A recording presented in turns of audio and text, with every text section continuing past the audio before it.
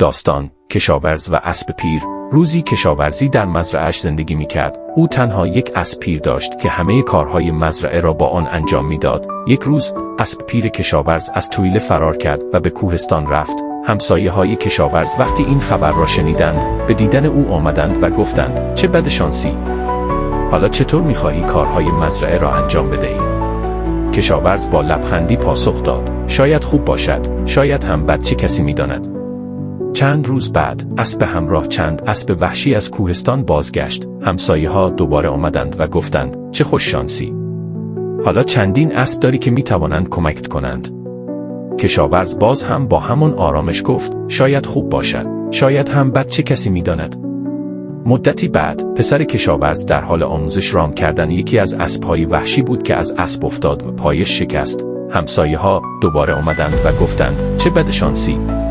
پسرت نمیتواند در مزرعه به تو کمک کند. کشاورز با لبخند همیشگیاش گفت: شاید خوب باشد، شاید هم بد، چه کسی میداند. چند روز بعد، سربازان پادشاه به روستا آمدند تا جوانان را برای جنگ با خود ببرند. اما چون پسر کشاورز پایش شکسته بود، نتوانست او را به جنگ ببرند. همسایه‌ها با تعجب گفتند: چه خوش شانسی!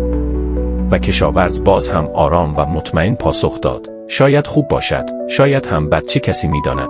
پیام داستان: در زندگی همیشه اتفاقاتی رخ می‌دهند که در ظاهر ممکن است خوب یا بد به نظر برسند، اما نتیجه نهایی آنها را تنها زمان مشخص می‌کند. از قضاوت‌های عجولانه پرهیز کنید و در مقابل سختی‌ها و خوشی‌ها با آرامش و صبوری برخورد کنید.